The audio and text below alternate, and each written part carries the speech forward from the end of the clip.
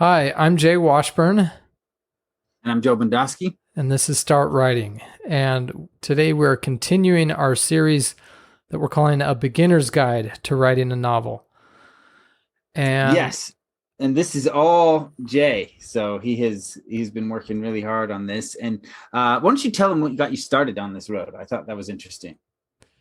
so we just had a lot of our listeners ask, like, where do I get started among all your Start Writing episodes? Because we have a huge backlog.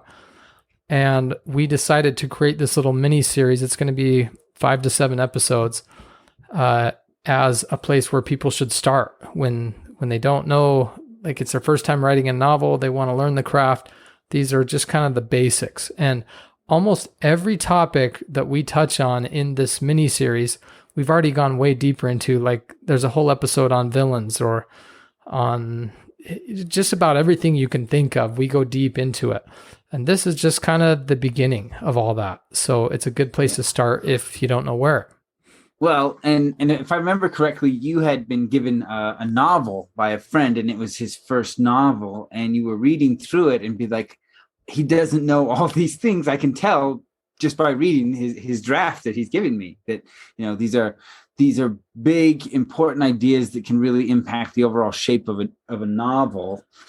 And they're not diving super deep into, this, I mean, we have episodes where we dissect sentences, right?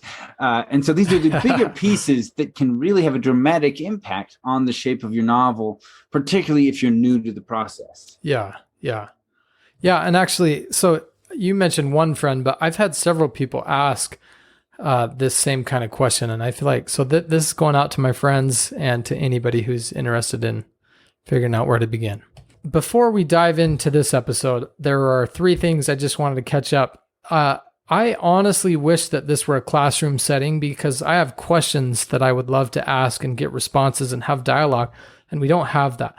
However, I have my wife in particular, but a few people who are listening to these, and then they're giving me feedback afterward.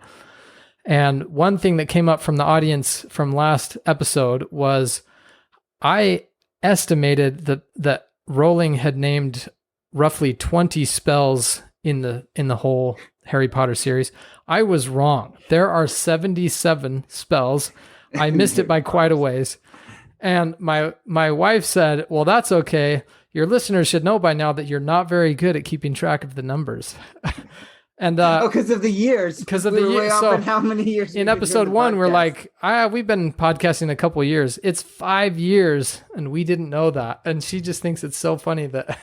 But okay, we're word people, right? We're not numbers people. That's funny. So that's the first thing. The second one, I take reader feedback very seriously, and I've received feedbacks from readers. Before Joe actually read Star Child 3, some other readers gave me feedback that I took to heart, and it literally caused a year delay, like an extra year of editing. Like, so that's Whoa. Significant, right? And then Joe recently gave me some. Wow. Yeah. But I guess I want to mention 2 things related to that. So one is that I take the feedback seriously, and I am willing to polish my book, even if it takes all that extra overhead, because I don't want just good. I want great. And so when I get that feedback, I want to do something about it. Now, having said that, I only do feedback when it resonates with me. And yes. I'm able to be stubborn and boundaried and just be like, no, I disagree with that feedback and I'm not changing it. I'm the author, I'm the artist, and this is how it's going to be. Yeah. Anyway, I think a lot of that is also understanding your audience. So I had 2 people who had read my book. And one of them, he says, every time you talk about the guns and stuff, you've got to be more specific. I need to know exactly what they're using. And another of my readers was like, she's like, you are just too specific on the weapons. I don't need to know that much. Wow. And so what it really comes down to is like, who is a better representation of the people who are reading my book? Because that's the advice I need to follow. Like the 2 readers had contradictory advice.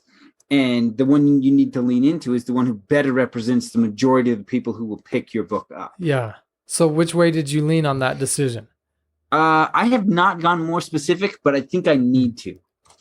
Just as the more I look at the market, the more it's like, no, I need to lean more into the specificity of the weapons, because I think those people are more likely to pick up thrillers. And just reading other thrillers in the genre, they tend to be more specific.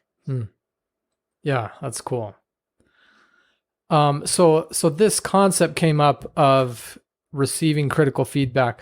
And then she listened to that episode, and you said, Joe, I had to change everything after chapter 8 because of something that Jay said. And she was suddenly like, whoa, this is not one-sided, is it? and really it's like, yeah, that's the writerly culture, and you have to embrace that feedback. And sometimes it's hard. Actually, it's almost hard every single time. It's hard, but it's the pain that, it's like the struggle you have to go through to get a polished draft. But I mean, for me, it's like, once I got that advice, it's like, even though I knew it would be massive rewrites, it's like, I have to. He's 100% right. I have to rewrite from this point on to get where he said we should go, because he's right. I couldn't look at the book and be okay with it any other way after that, because I knew you were right. It's like, he's right. It needs to go that way. Man, and it's hard, but yeah, you got to do it. Okay, the third one, Joe, you asked me, what does conscient mean? And I gave some answer kind of off the cuff.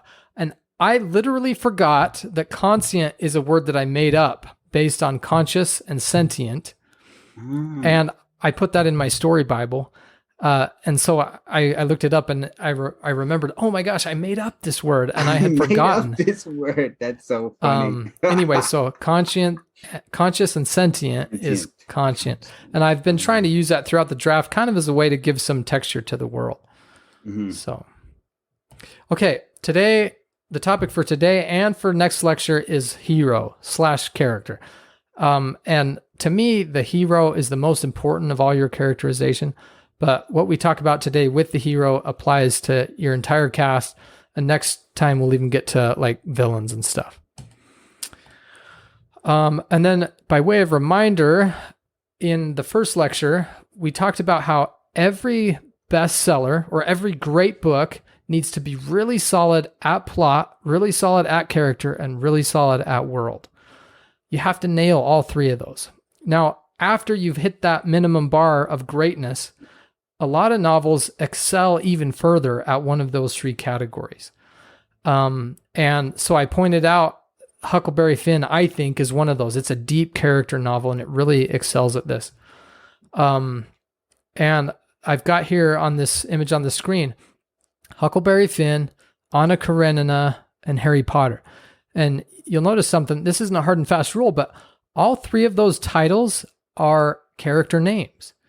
And it kind of clues you in that, yeah, this author was really focused on character, and that's probably what it's going to deliver. I think it's funny because I think of Harry Potter as very much a plot series. Well, no, that's fair. I don't know if you have more to say on that. No. I mean, yeah, it does feel very plot heavy, and I think maybe just as much as Harry Potter is really lightning in a jar as far as fiction goes, right? Like I remember news stories that people were hijacking trucks full of this book to sell it early for fortunes. Like Harry Potter was in its prime was a freakish phenomenon of success in books, right? I mean, it was insanely successful. It was unlike anything literature has ever seen, and I think part of that is that it is the closest to a perfect blend I think we've ever seen in a novel of character and plot and milieu all blended so well together. So I think it's called Harry Potter, but I think Harry Potter is really that ideal blend that you want for a novel.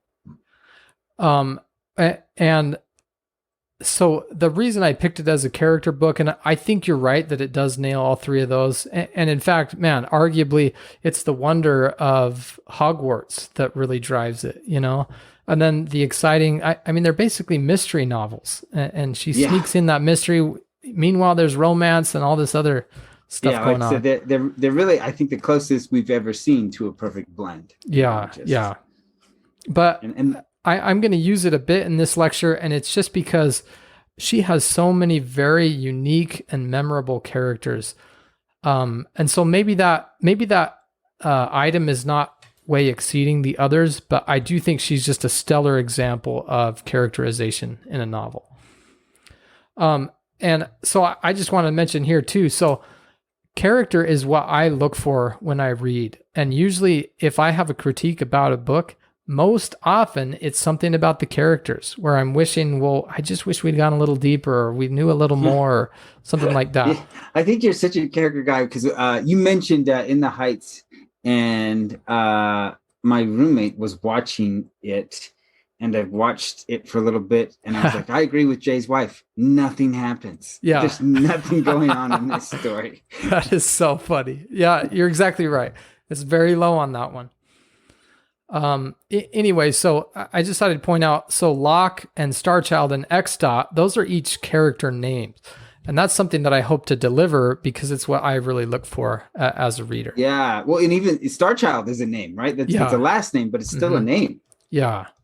Yeah. And so that's important to me. And again, I can't claim to be perfect at it, but it's something I care about and I hope to deliver. Yeah. Well, and then it made me think about my own titles, and my titles are premises, right? Mm.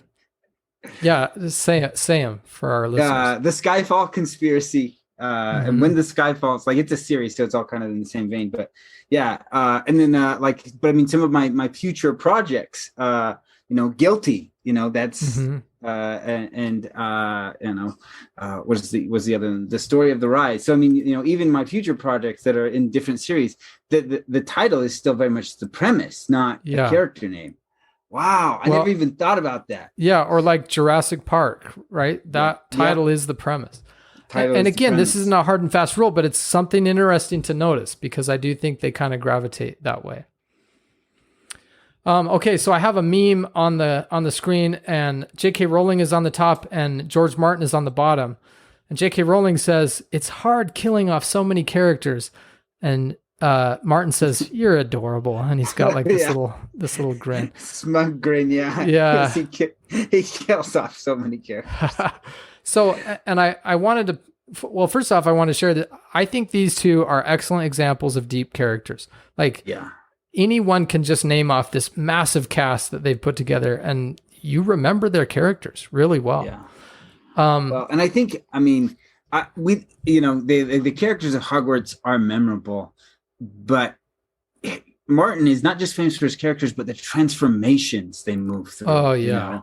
Yeah. Like Martin's characters, like how you feel about the character is where you are in the story. Whereas, how we feel about Harry and Ron and Malfoy doesn't change, Yeah. I think the only one who has any kind of shift about how you feel about him is Snape, right? He's the only one who has that complexity to him. But with Martin, it's kind of the story with the exception of a very small handful of characters that you kind of always like. The rest of them, you're on a journey. Yeah, man. And he truly is a master of that. Yes.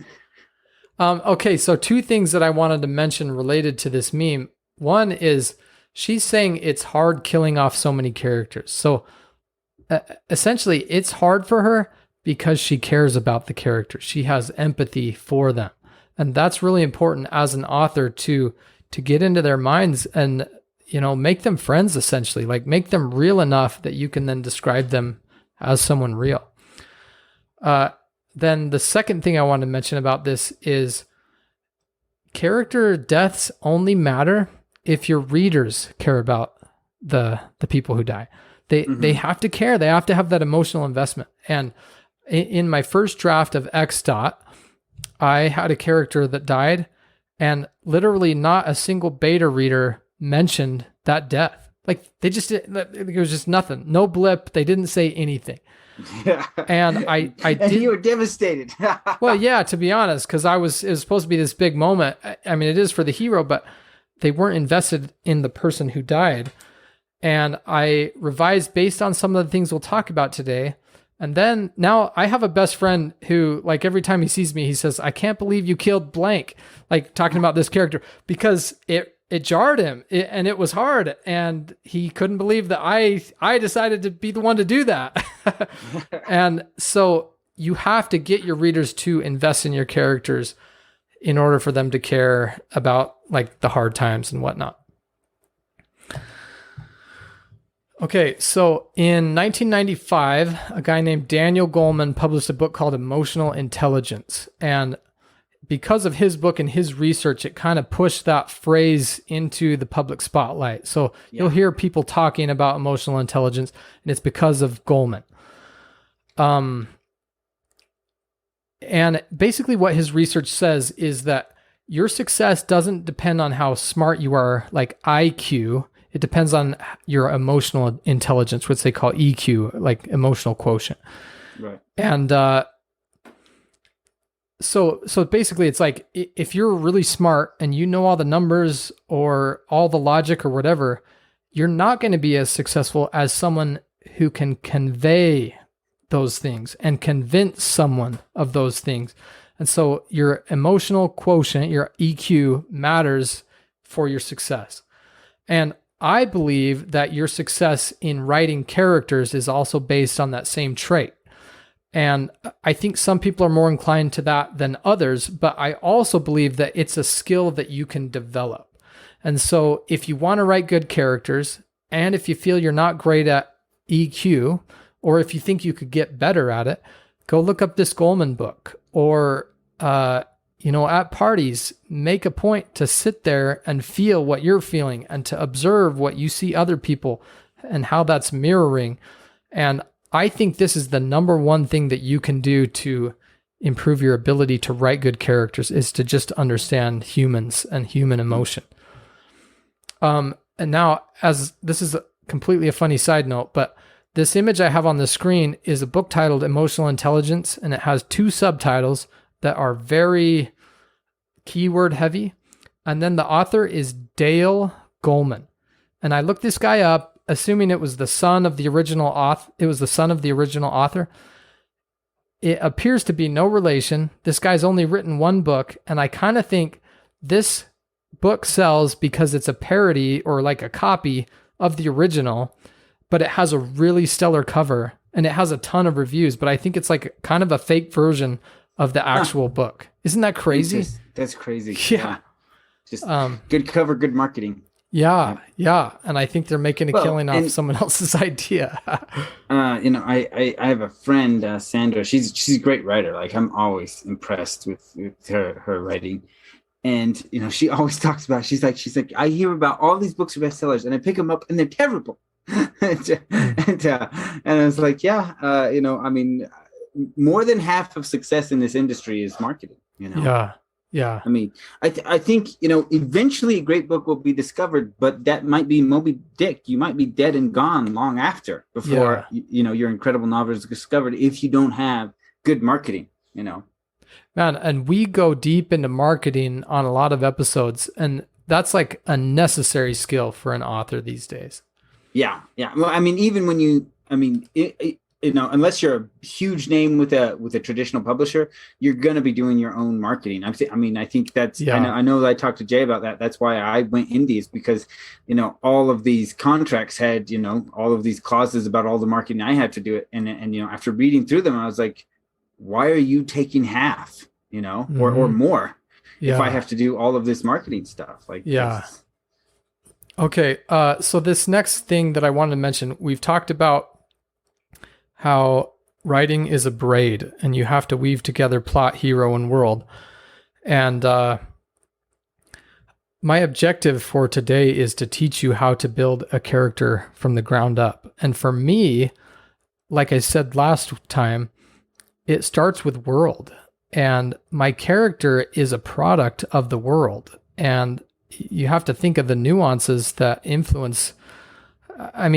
So today everybody carries a cell phone, and their interactions with their phone or lack of interactions or whatever is a part of who just about every single person is these days. And your world is going to have the same influence on your character.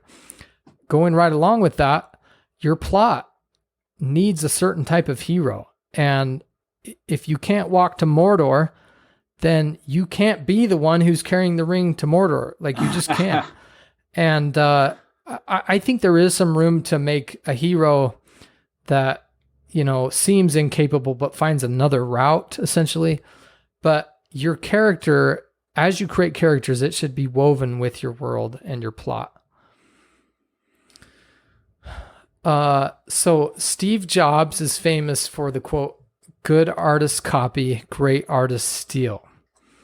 And in my mind, if you create a copy, you're just looking at art that someone else created and you're duplicating it. And he says good artists. Like there's a feat to just mimic what someone else has done.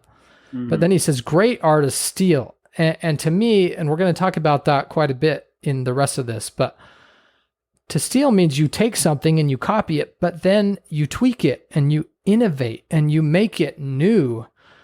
And that new thing ends up being something that's stronger and in many ways better than the thing that was mimicked in the first place. And I think the classic example of that is George Lucas. Like in his biography, it literally says that he called Star Wars his Flash Gordon thing. So like the title of it for him is different intellectual property. And what happened there was he was trying to license Flash Gordon and he was going to make a Flash Gordon movie and they wouldn't sell him the rights. So he's like, okay, well, I'll write my own thing. My own. Yeah. And he did. And it's Star Wars. And honestly, a lot of influence from Flash Gordon, a lot of influence from Dune. Like there's some interesting overlap there. But what he did is he took that and he innovated. And he made it into something new and better than the original. Yeah. And so that's what we want to do as artists who steal. Yeah. Well, and I mean, I know we've mentioned this before, but, George R.R. Martin literally took the War of the Roses and just kind of moved it into a semi-different fantasy world, you know, and just retold the story with different characters. And I mean, other than people like forced to go through the War of the Roses in English class, very few people would know that story. But you have to understand, George R. R. Martin has sold over 80 million copies of his book. It's insane. Like I mean, like people who have read those and then read the War of the Roses would be like, oh yeah, this is this character, this is this character. I get all of it. So the War of the Roses is between the houses of Lancaster and the House of York, which sound very similar to the House of Lannister and the House of Stark, to the point that you may have to listen to that again to sort out which side of those is which, right? Because it's like, oh, wow, those are so similar. Yeah. And I just feel like that's really important to have a keen eye to know this is worth repurposing and then doing a good job of it and not just copying, but stealing. And that term steal, it's like, well, now it's mine, it's my own, and I possess it. And that's what you've got to do as you innovate. As an interesting side note, Pablo Picasso said, bad artists copy, good artists steal. And Steve Jobs basically stole that quote, and now he's more famous for it than Picasso. That's so funny. It's just a crazy little irony. Yeah, that's beautiful. That's, yeah. So along those lines, when I was a teenager, I guess, I'd already seen Indiana Jones like 1,000 times, and I watched a movie called Secret of the Incas, and it's starring Charlton Heston, and he's wearing a basically fedora and leather jacket, and I was seriously shocked. I was like, they just copied Indiana Jones, but Indiana Jones copied him. Yeah, exactly. I didn't realize that he was the original, and Indiana Jones was technically the copy, but Indiana Jones superseded the Secret of the Incas by so much that Incas just essentially vanished. And now Indiana Jones is the archetype of adventure. Yeah.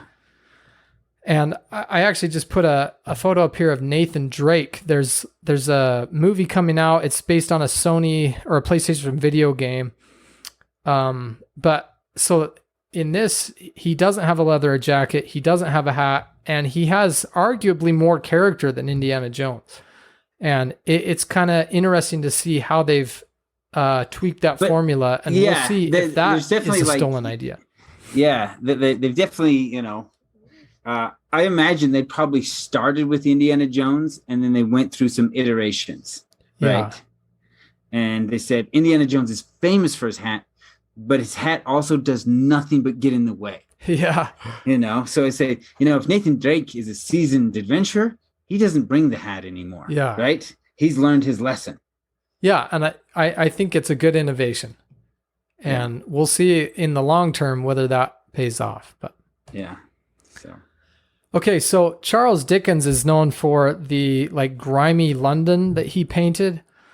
And he talks about something called workhouses where like children are laboring in these grimy, horrible working conditions, and they have to because of debt or because of their parents' debt or whatnot.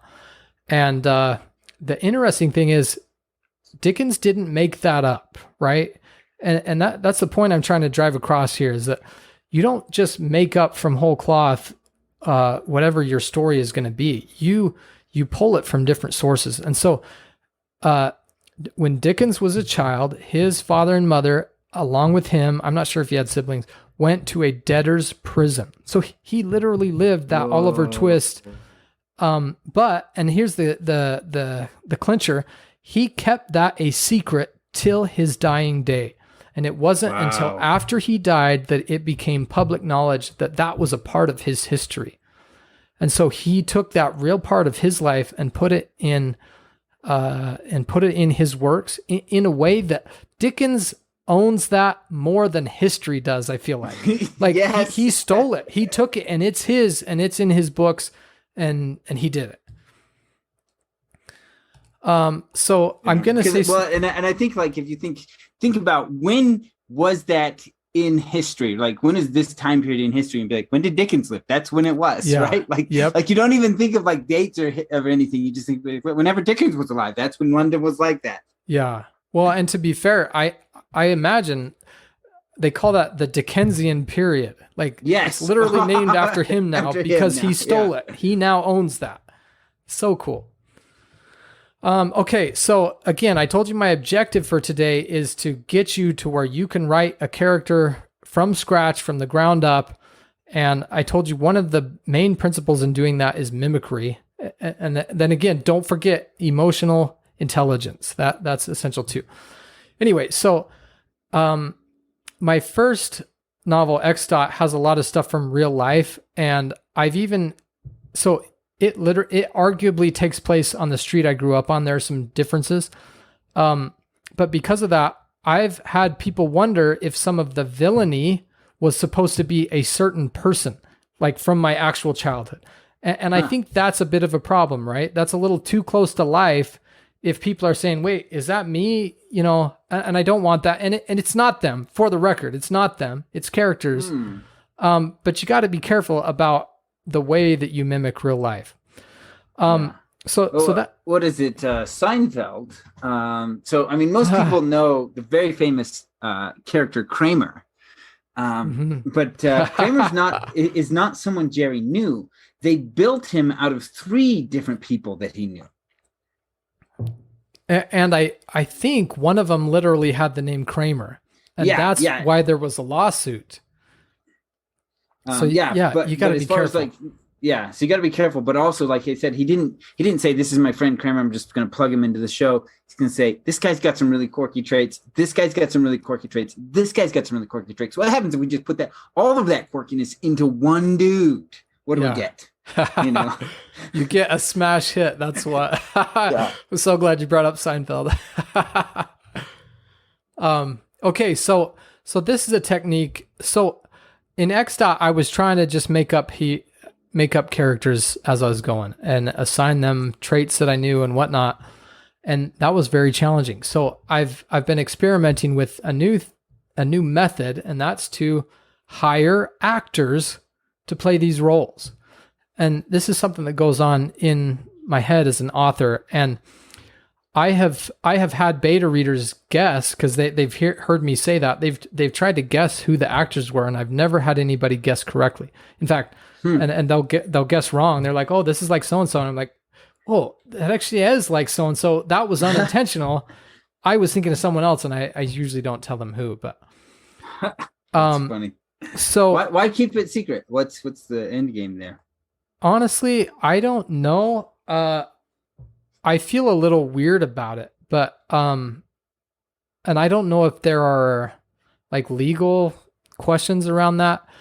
So an interesting thing though is, so I've got Philip Seymour Hoffman up on the screen. He's played in 15 or 25 movies, right? And he's not Philip Seymour Hoffman in those. He's a different character in each one of those. And I think, so my method is essentially to pull an actor from a specific role and then write that specific role into the character that I'm creating.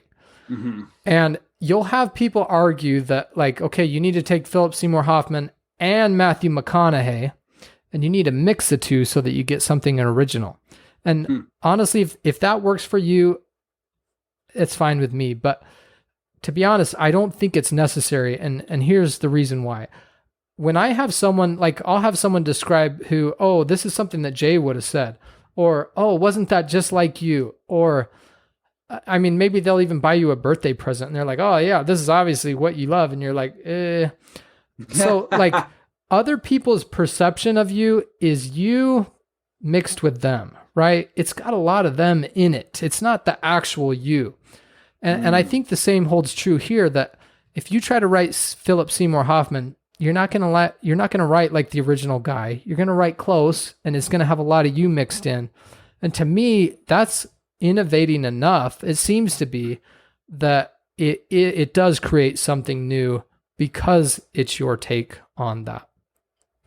Anyway, so that's like a tip that I have. Hire an actor to play the roles that you're writing. And it's a really quick shortcut if you're a movie buff and have some concept of the actor. Yeah, of who to put in that role. Yeah. Yeah.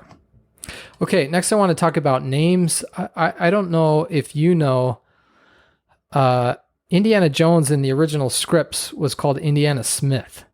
Whoa. And honestly, that's mostly just an interesting factoid. But basically what we've got is Indiana. That's a very unique name, right? Yes. And so it tells us something. Oh, this character's unique and original and, kind of weird or something, that he's different. And then Smith and Jones actually says that he's just the next door neighbor guy. Like, he's run of the mill as you can get. And it's basically saying the opposite of what Indiana says. So Indiana Jones, that name I never is thought of it that way. telling something about the character, that, well, he's wild and exotic, he's different, and he's just like you. He's a regular guy, no superpowers. He's got a bullwhip and he leaves his hat behind. Do you know the reason for the change?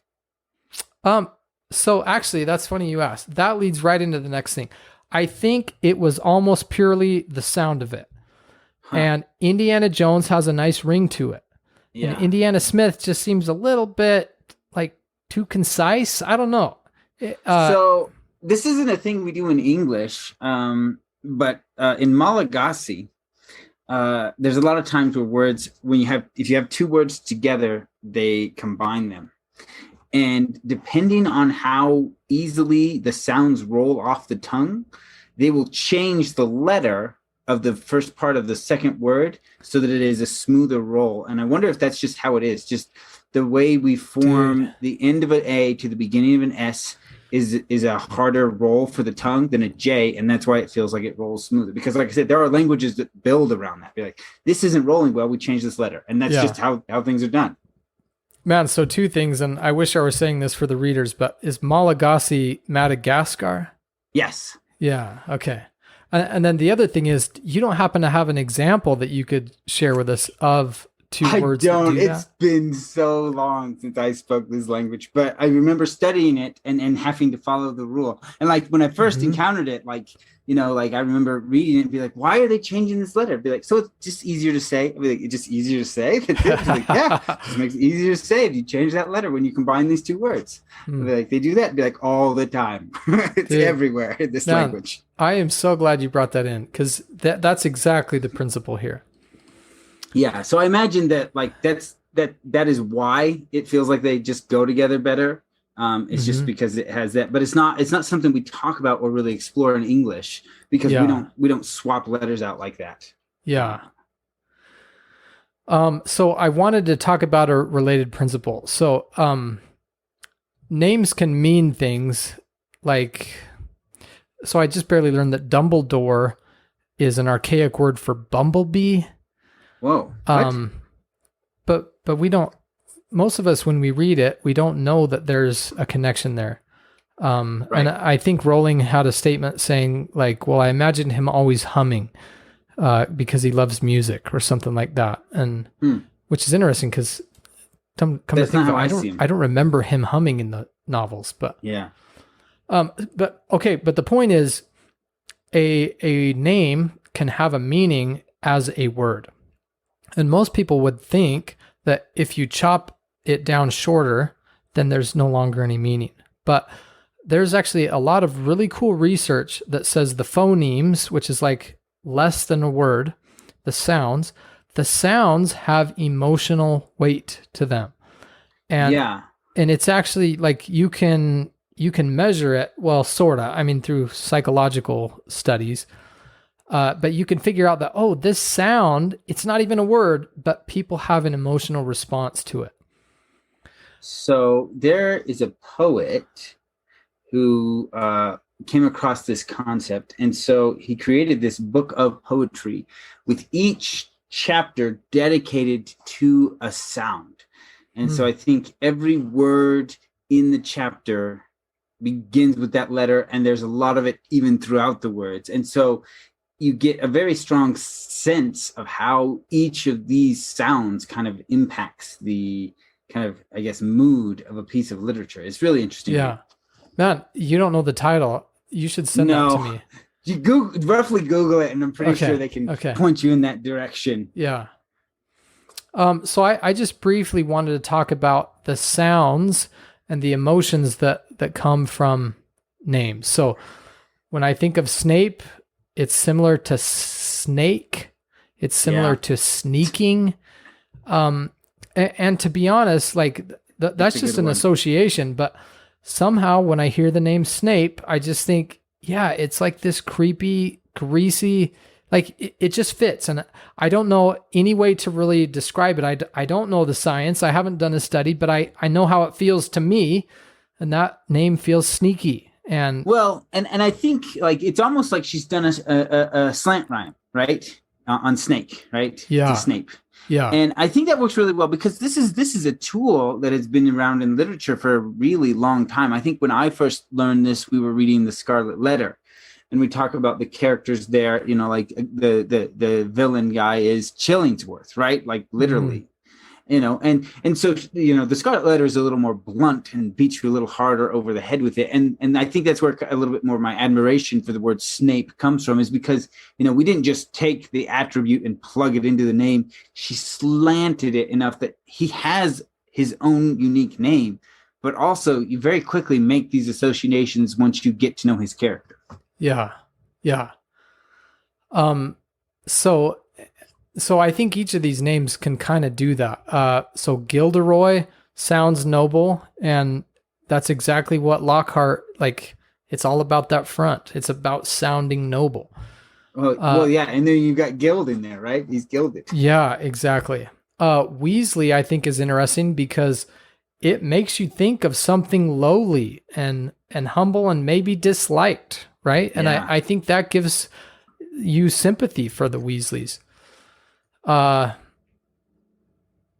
trying to think which other ones I should cover. Well, so, and then on the right, these are, Dickens wrote these names, and you may or may not be familiar with some of them. Scrooge is just perfect for Scrooge. It just feels like he's, I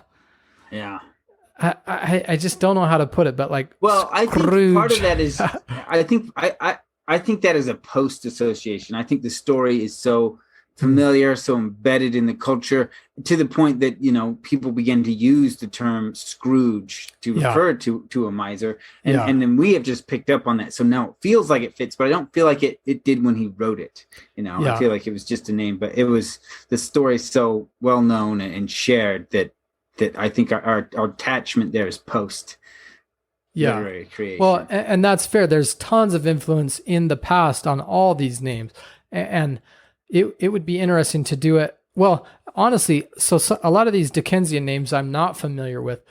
So like Little Nell doesn't sound like a fortress, right? It sounds like this flower that needs protected. Like it sounds weak. Pecksniff, just there's something revolting about it. Jellyby sounds fluffy to me. Yeah. Maybe pompous, or I don't know. Magwitch has witch in it. I don't know if Yeah. that's cheating. I don't know if that's cheap. Grad Grind, it's a single name, but it feels like those two syllables don't fit your Madagascar rule, right? It sounds like two separate words. Grad Grind. Yeah. Yeah. It just feels like choppy and like it's cumbersome or something. And then the last one, this is cheating, but Charles Darnay, to me, sounds like someone who could be a hero, like who might do something noble. And so I think that's an important thing to think about. What emotions, regardless of the actual words, what emotions are the names of your characters going to make people feel? So, and I don't remember if we talked about this on the podcast or not, but if you Google, like, just type in the first name of your character and then hit images on Google and see what celebrity pops up. Oh, that's a great idea. You know, that's who your people are going to think of, right? When you first introduce that character, until they're really familiar with them, they're not going to see your character. They're going to see that celebrity. Yeah, man, that's crazy. That is such a good idea. I have never tried that. Yeah. Okay. I'll tell you this one, and then I think we'll wrap it up. This has been longer than I thought, and we didn't even get through as many as I was hoping. So a name can also tell a story in itself. And this is that movie that Joe thought had no plot. This is In the Heights, and the kid introduces himself as Usnavi, and I think it sounds nice, but he says it's an unusual name. And then toward the end of the story, he says, "This is where my name comes from. My dad was coming from the Dominican Republic. He was on a boat. He didn't know how to speak English." And I can't remember if he was like illiterate in general, like could hardly read. But he sees on a boat, U.S. Navy. And if you're a Spanish speaker, you would pronounce that Us Navi. Yeah. And so he names his son Usnavi after U.S. Navy on a boat. And there's this whole story that like the son has inherited this ignorance and this, being at the bottom and needing to climb to the top. So his name has a whole story packed into it. And if you can do that kind of thing with your naming, you ought to, because it just makes it so much more rich. Okay, I'm going to skip a few slides, and the homework for this week is I want you to hire one actor for each of your central characters. So just, get out a sheet of paper, write down all your main characters, and then pick an actor or actress for each of them. And then in those same rows, you can brainstorm alternate names for each of your characters. Like, what if my Nate was named Jeff? Does that change anything? It just kind of get a feel for it and see how you react to each of those. Yeah. So that's what I got for this week. We got more tips on building characters next week, and we'll go into villains as well. That's all I have. Thank you for listening. It's time to start writing.